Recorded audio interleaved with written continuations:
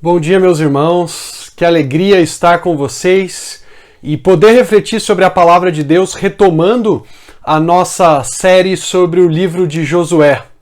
Vocês estão percebendo que nós estamos num novo cenário hoje e, infelizmente, devido ao decreto de rodízio aqui na cidade de São Paulo, eu não estou podendo ir até o estúdio, que o Felipe Garran gentilmente vinha cedendo para a nossa igreja. Eu quero agradecer muito ao Felipe pela sua generosidade, pelo seu apoio a nós durante todo esse tempo em que nós pudemos gravar as mensagens no seu estúdio. Também agradeço ao Daniel Silva, chamado carinhosamente pelos amigos do seminário de Daniel Wolverini, pela força que vocês deram, Daniel, especialmente gravando, indo até o estúdio comigo, acompanhando e dando uma força muito grande no processo de edição e produção desses vídeos que nós gravamos até aqui. A partir de hoje nós vamos gravar as mensagens aqui mesmo, no meu escritório, e vamos retomar a nossa série de exposições sobre o livro de Josué. Nós vamos continuar olhando para esse livro, observando agora o preparo ou o planejamento de Israel para entrar na terra da promessa. Eu quero convidar você a abaixar a sua cabeça, fechar os seus olhos, para juntamente comigo falarmos com Deus e pedirmos que Ele nos guie nesse momento de exposição da sua palavra.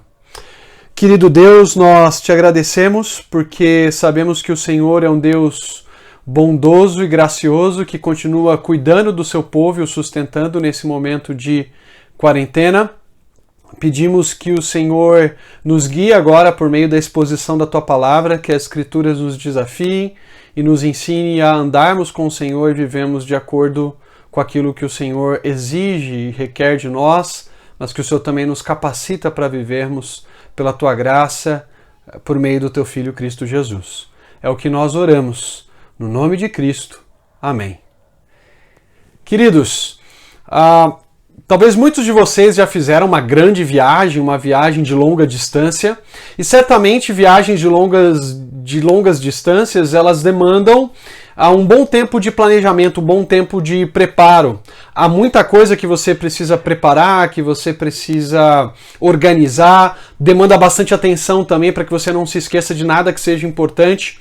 Eu lembro de uma viagem que eu fiz em 2010, com os meus pais para a Europa, uma viagem que eu aguardava, que eu tinha muita expectativa, e eu lembro que essa viagem demandou uma lista de checagem enorme e bastante atenção para que eu não me esquecesse de nenhum detalhe importante nesse processo de preparo e depois da própria viagem em si, saindo do Brasil e depois chegando lá na França.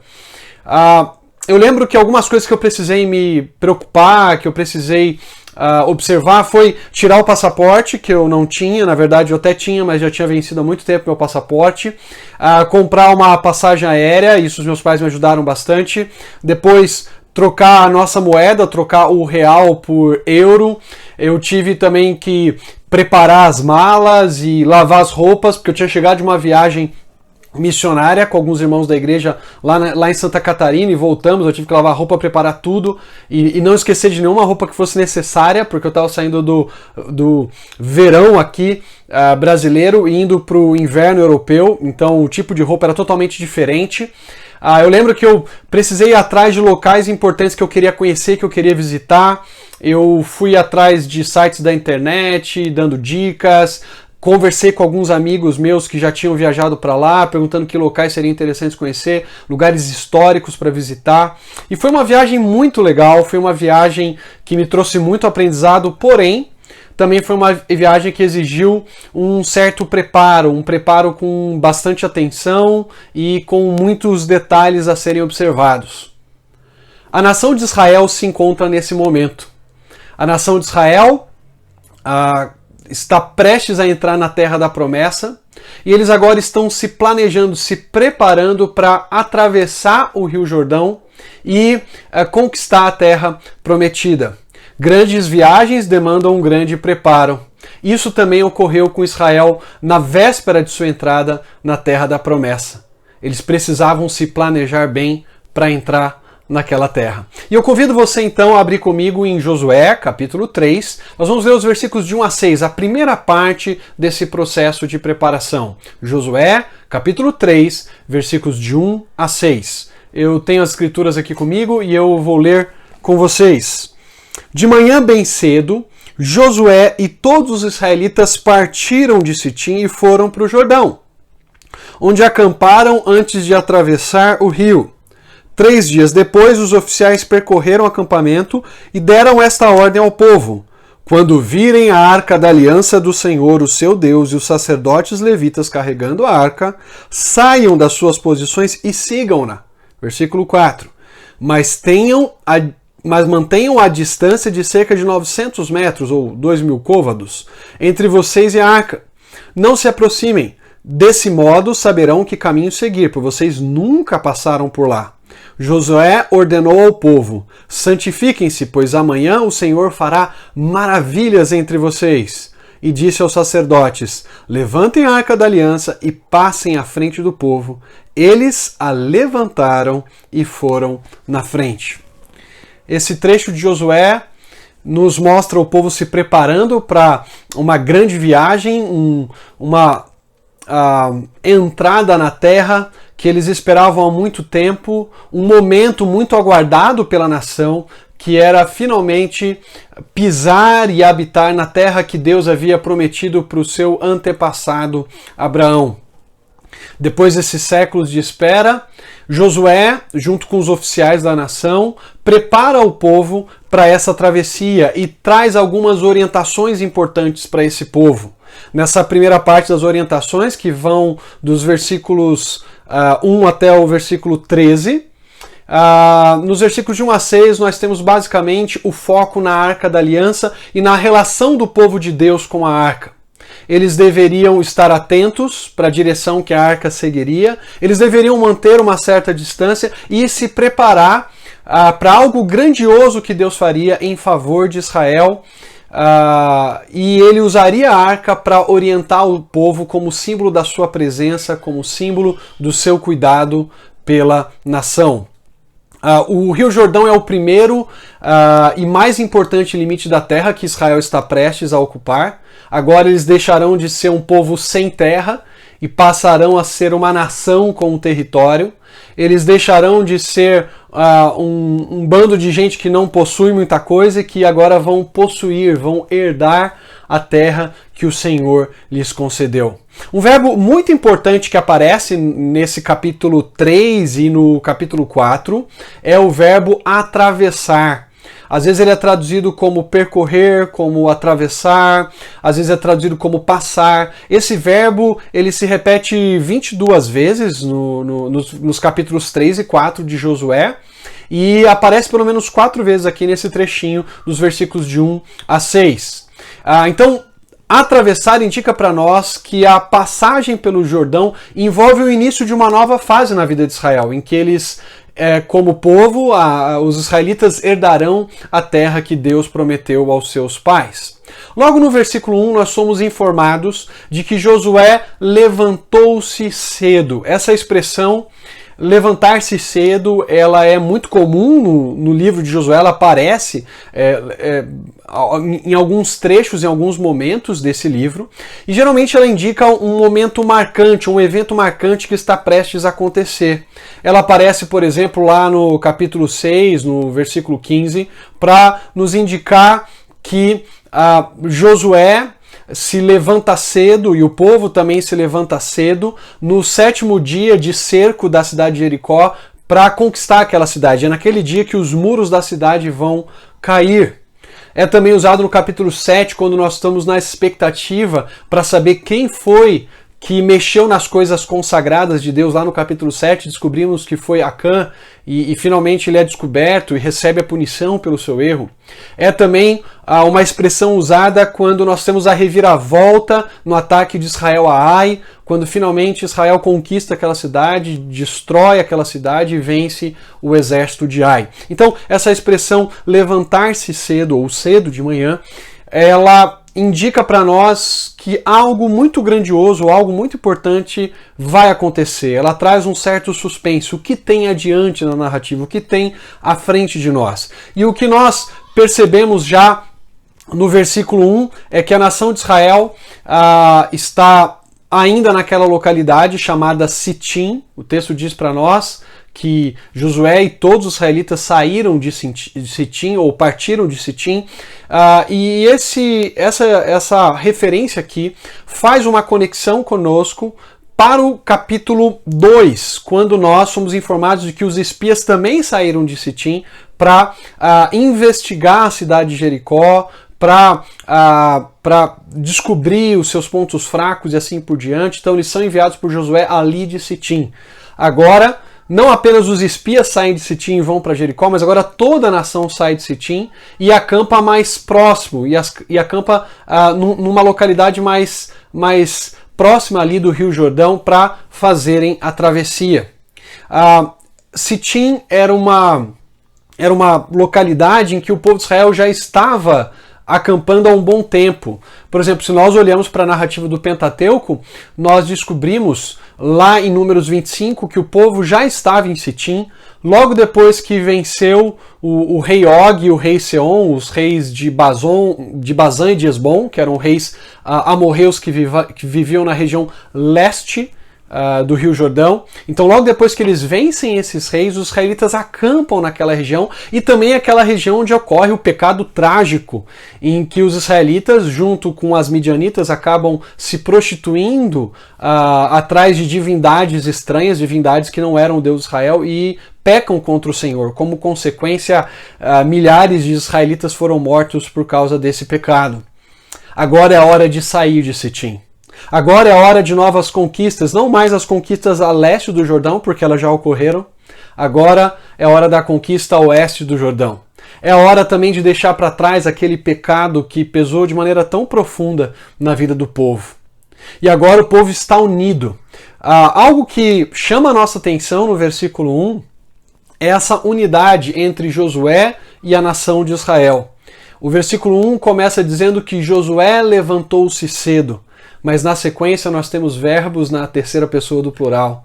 Eles partiram, eles foram, eles acamparam, o que confirma o que o versículo 1 já diz, que Josué e todos os israelitas estão unidos com o mesmo objetivo, caminhando na mesma direção, a direção da conquista da terra.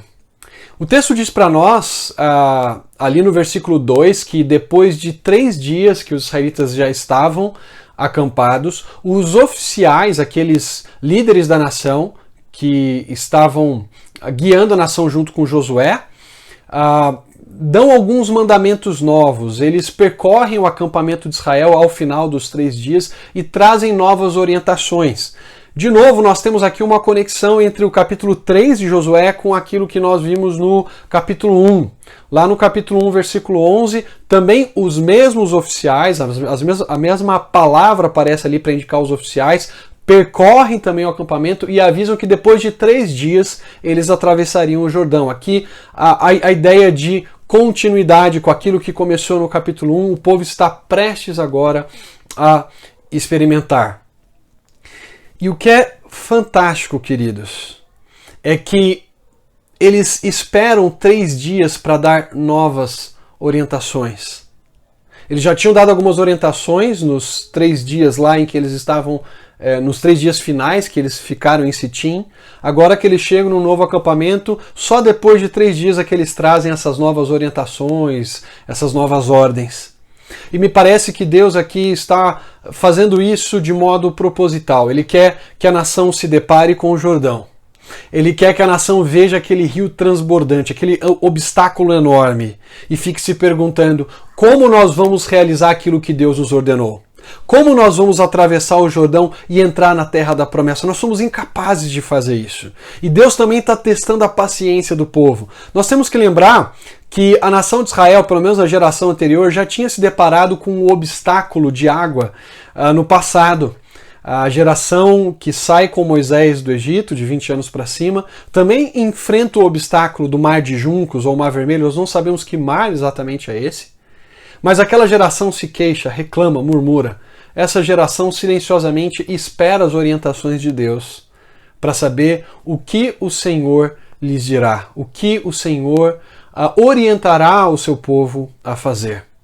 E no versículo 3, então, nós vemos Josué, por meio dos oficiais, dando uma orientação para a nação. No versículo 3, os oficiais dizem: quando virem a arca da aliança do Senhor, o seu Deus, os sacerdotes levitas carregando a arca, saiam das suas posições e sigam-na. Tanto a passagem do Rio Jordão quanto a da conquista de Jericó, aqui no capítulo 3 e a conquista de Jericó no capítulo 6, a Arca da Aliança, ela exerce um papel muito importante. A Arca da Aliança simboliza a presença de Deus. Deus está presente no meio de Israel. A arca tinha esse simbolismo da presença já desde o Pentateuco.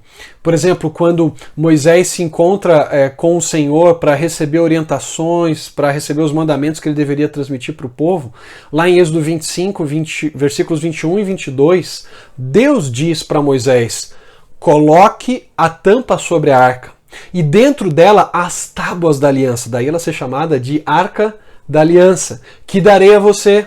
Ali sobre a tampa, no meio dos dois querubins que se encontram sobre a Arca da Aliança, me encontrarei com você e lhe darei todos os meus mandamentos destinados aos israelitas.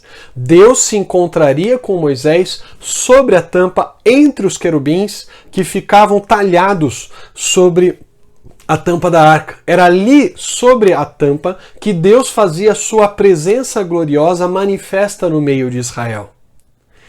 Era dentro da arca que ficavam as tábuas da aliança, lembrando do compromisso que Israel tinha com o Senhor, lembrando da aliança, lembrando que o Senhor era o seu verdadeiro soberano e eles, em resposta de gratidão, lhe deviam obediência. Era também na arca que estava o maná, símbolo da provisão de Deus enquanto eles caminhavam pelo deserto, e era na arca que estava a vara de Arão, simbolizando que Deus estava conduzindo o povo por meio de Arão e de Moisés. Mas agora nós temos essa arca, símbolo da presença de Deus, símbolo da realidade do Senhor entre Israel. E nós somos lembrados por outras passagens do Antigo Testamento que a Arca da Aliança não apenas nos indicava a presença de Deus. Ela também nos dizia que esse Deus é um Deus majestoso, que esse Deus é rei. Não é apenas a presença, mas é a presença real. É a presença majestosa de Deus no meio de Israel. Quando a nação já está dentro da terra, há uma narrativa lá em 1 Samuel 4 em que quem está contando a história, o narrador, o historiador, ele traz uma informação muito interessante. O povo de Israel havia perdido a batalha para os filisteus, eles decidem trazer a arca para o seu acampamento de batalha. E o narrador nos diz: então mandaram trazer de Siló a arca da aliança do Senhor dos Exércitos, que tem o seu trono entre os querubins. Nessa passagem de 1 Samuel 4:4, nós temos uma ligação entre a Arca da Aliança do Senhor dos Exércitos com o trono de Deus entre os querubins. Lembrem-se, os querubins estavam talhados sobre a tampa da arca, e a ideia, a presença é que Deus estava assentado no seu trono, que ficava na tampa da arca. Deus estava assentado no seu trono glorioso, no meio de Israel, entre aqueles dois querubins esculpidos sobre a arca. Deus manifesta a sua presença majestosa, real, no meio do seu povo, por meio da Arca da Aliança. Não é à toa que os salmos vão muitas vezes associar o trono de Deus entre os querubins ou sobre os querubins. No Salmo capítulo 80, versículo 1, o salmista diz para Deus: escuta-nos, pastor de Israel, tu que conduzes Israel como um rebanho, tu que tens o teu trono sobre os querubins. O Salmo 99, versículo 1, vai ecoar a mesma ideia. Quando os oficiais dizem para os israelitas: olhem para a arca, prestem atenção na arca da aliança do nosso Deus. eles estavam indicando para os israelitas: Deus está presente entre nós. Na verdade, agora a Arca da Aliança vai à frente de nós. No versículo 6, há uma informação importante indicando que os sacerdotes deveriam carregar a arca à frente do povo. Diz assim, Josué para os sacerdotes: levantem a Arca da Aliança e passem à frente do povo. Eles a levantaram e foram na frente. Então, os sacerdotes carregando a Arca da Aliança em varas, porque eles não poderiam tocar na arca, simbolizavam a presença do povo indo à frente de Israel, guiando, orientando, daí a ordem dos oficiais para que eles sigam a arca. O texto destaca para nós que quem vai carregar a arca são os sacerdotes. Se nós olhamos para textos como Números 4, Deuteronômio 10, versículo 8, e outras passagens do Antigo Testamento, nós descobrimos que os descendentes de Coate, que eram levitas, não eram especificamente sacerdotes, mas eram levitas, eles poderiam carregar a Arca da Aliança. Mas nesse caso específico, Deus ordena que os sacerdotes carreguem a arca, enfatizando a importância desse momento, enfatizando que esse é um momento solene em que Deus, presente ali, vai à frente do seu povo como um rei guiando a nação. Quando os sacerdotes carregam a arca, ali no versículo 6, começam a carregar essa arca, nós somos lembrados de que Deus é quase como se ele estivesse sentado sobre o seu trono, carregado numa liteira pelos seus servos, pelos seus súditos, guiando a nação pelo caminho que eles deviam seguir. A gente tem que lembrar que no versículo 4, Josué lembra o povo que eles não... os oficiais lembram o povo de que eles não conheciam aquele caminho e daí eles precisavam da orientação e da direção do Senhor. Com a arca indo à frente, eles saberiam o caminho a seguir. É isso que os oficiais falam no versículo 4. Que se eles queriam saber como entrar na terra e conquistar a terra, eles deveriam estar atentos à orientação de Deus, que por meio da arca, de modo majestoso, ia à frente deles na terra da promessa. Assim como Deus guiou a geração anterior por meio da Arca da Aliança, Deus também guiaria essa nova geração a entrar na terra por meio dessa arca. A arca guiou a geração peregrina no deserto. A arca agora guia a nova geração que entra na terra da promessa.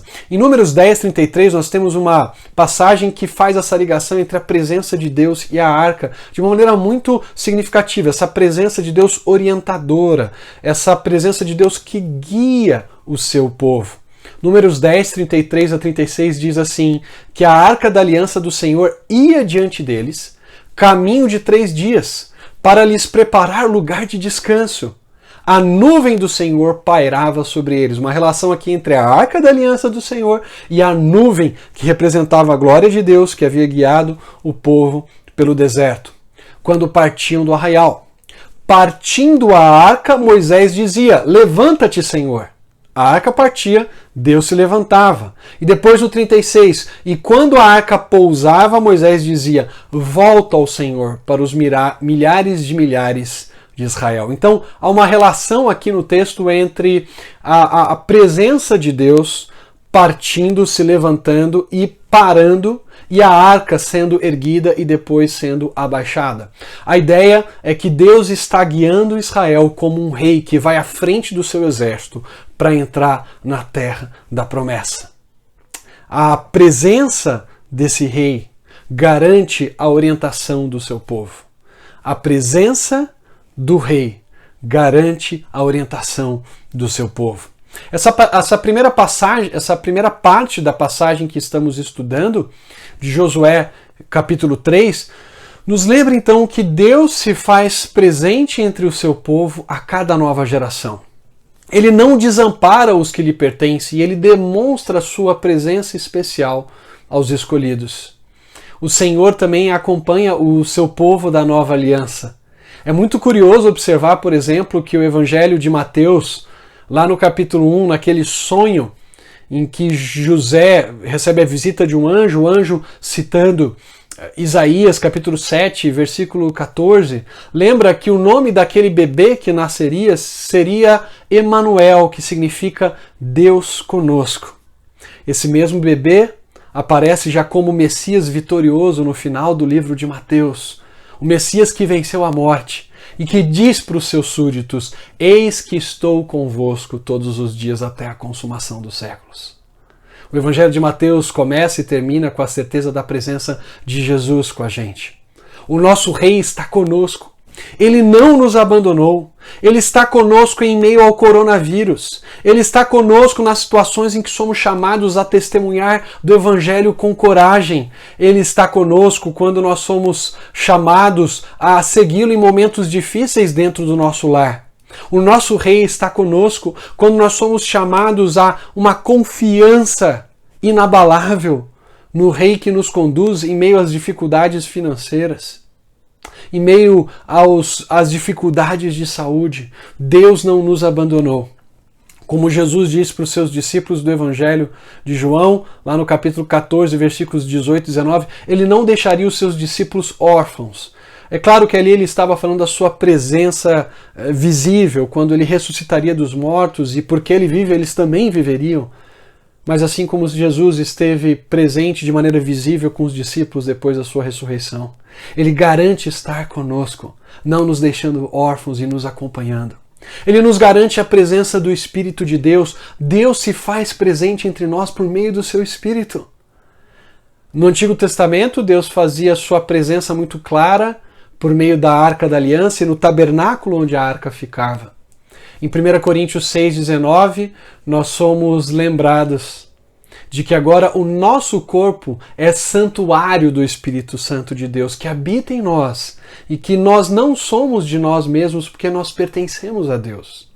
Deus agora habita em cada um de nós. Ele faz a sua presença gloriosa em nós para nos moldar, para moldar a vida de cada um conforme a sua santidade, conforme o seu caráter santo.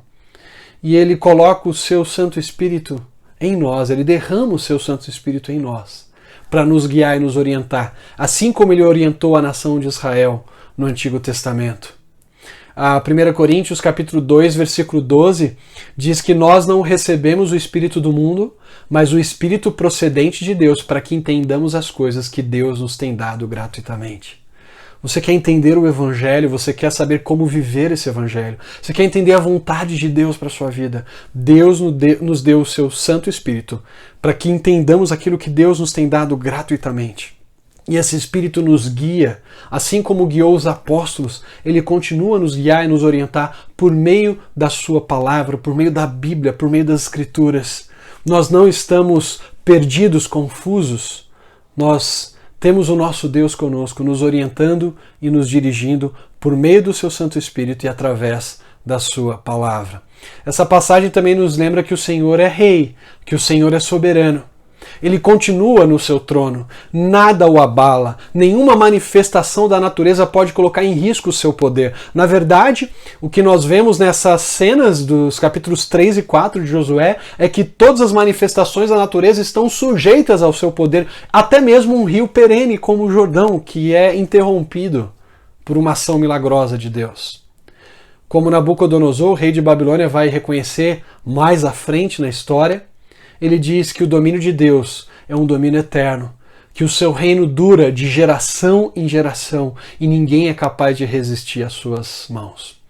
Queridos, os nossos governantes podem falhar, suas escolhas podem às vezes envolver certos exageros ou negligências, mas o governo do nosso Deus é sempre perfeito e ele conduz a história ao seu objetivo glorioso final, que é o reino do seu Filho Cristo Jesus. A presença majestosa de Deus conosco garante a orientação de que precisamos. Mas os versículos 4 e 5 em especial vão nos lembrar também que a presença santa de Deus exige a consagração do seu povo. Veja, no versículo 4 e no versículo 5, o texto diz para nós o seguinte: mas mantenham a distância de cerca de 900 metros entre vocês e a arca. Não se aproximem, desse modo saberão que caminho seguir, pois vocês nunca passaram por lá. Josué ordenou ao povo: santifiquem-se, pois amanhã o Senhor fará maravilhas entre vocês. Por que os oficiais israelitas orientam o povo a manterem distância da arca no versículo 4? porque Deus estava presente na arca. E a santidade de Deus precisava ser honrada e respeitada, e uma certa distância deveria ser mantida. A distância aqui de 2.000 côvados, que a NVI coloca como 900 metros. Há um incidente mais na frente da história de Israel que mostra para nós o que acontece quando o povo de Deus não respeita a sua santidade. Quando a arca, que havia sido capturada pelos filisteus, retorna para a terra de Israel, lá na cidade de Bet-Semes, alguns moradores de Bet-Semes, muito curiosos, queriam saber o que tinha dentro da arca, vão até ela e tentam descobrir o que tinha ali. Naquele momento, Deus fulmina 70 pessoas. E os moradores ficam perplexos diante daquela situação quando vem aquele desprezo dessas 70 pessoas pela santidade do Senhor e perguntam: quem pode permanecer na presença do Senhor, esse Deus santo? A santidade de Deus manifesta na arca demandava uma certa distância de Israel em relação àquela arca. Aquela arca iria guiá-los e iria orientá-los porque simbolizava a presença de Deus. Mas Israel deveria entender que esse Deus é santo e ele demanda certa distância, porque a glória desse Deus poderia consumi-los num só momento. Aqui há um paralelo muito interessante com a manifestação de Deus no topo do Sinai, quando a geração de Moisés, depois de atravessar o mar de juncos, se encontra com Deus ali naquele deserto do Sinai. Ali, quando Deus está prestes a descer, ele ordena que Moisés faça uma demarcação e que o povo não pise nas bases do monte para que não fosse fulminado por causa da presença gloriosa de Deus. Também ali, naquele texto de Êxodo 19, Deus orienta que Moisés santifique o povo. Lá em Êxodo 19, 10 e 11, Deus diz a Moisés: vá ao povo e santifique-o hoje e amanhã. Eles deverão lavar as suas vestes e estar prontos no terceiro dia, porque nesse dia o Senhor descerá sobre o monte Sinai, à vista de todo o povo. Qual a ordem que Josué dá para os israelitas no versículo 5 do capítulo 3 de Josué? Santifiquem-se, pois amanhã o Senhor fará maravilhas entre vocês. A presença gloriosa de Deus manifesta no topo do Sinai, agora seria manifestada de forma muito especial na Arca da Aliança. E assim como o povo de Israel viu as maravilhas de Deus ali no meio de trevas e de fogo e de som de trombeta e de raios e relâmpagos no Sinai, eles veriam também a presença gloriosa, as maravilhas de Deus abrindo o Rio Jordão. Essa expressão hebraica, traduzida como maravilhas, é uma expressão muito interessante, porque em geral ela descreve os grandes atos de poder de Deus, os atos milagrosos. Por exemplo, as maravilhas são usadas a expressão é usada em Êxodo 3:20 para falar de Deus enviando pragas sobre os egípcios. A expressão maravilhas descreve também Deus abrindo o mar de juncos, Deus guiando o povo pelo deserto. E agora as maravilhas descrevem Deus abrindo o Rio Jordão para que a nação entre e conquiste a terra da promessa. Quando um israelita se deparava com as maravilhas de Deus, isso deveria levá-lo a louvar ao Senhor. Salmo, capítulo 9, versículos 1 e 2 diz: Senhor, quero dar-te graças de todo o coração e falar de todas as tuas maravilhas. Em ti quero alegrar-me e exultar. As maravilhas de Deus, os grandes atos de poder e de salvação de Deus, devem produzir no seu povo louvor e adoração. Nós vimos então na primeira parte que a presença do rei garante orientação para o seu povo. Nessa segunda parte, vimos que a presença de Deus exige santidade do seu povo. Se Deus exigia a santidade de Israel no passado, ele também exige de nós santidade hoje. A frase de Levítico 19, 2, é um lema que aparece em vários trechos de Levítico 11, 44 também, que é: sejam santos porque eu, o Senhor, o seu Deus, sou santo. Ela é lembrada na epístola que Pedro escreve para os cristãos, dizendo que nós devemos não sermos moldados pelas paixões que vivíamos anteriormente na nossa ignorância, mas Segundo é santo aquele que nos chamou, nós devemos viver vidas santas, vidas que o agradam. Esse mesmo Deus que se preocupava com a santidade de Israel no passado, que eles deveriam se consagrar, se preparar para encontrar-se com esse Deus, demanda a santidade de nós hoje. Na verdade, esse Deus agora habita no meio do seu povo de uma maneira muito direta.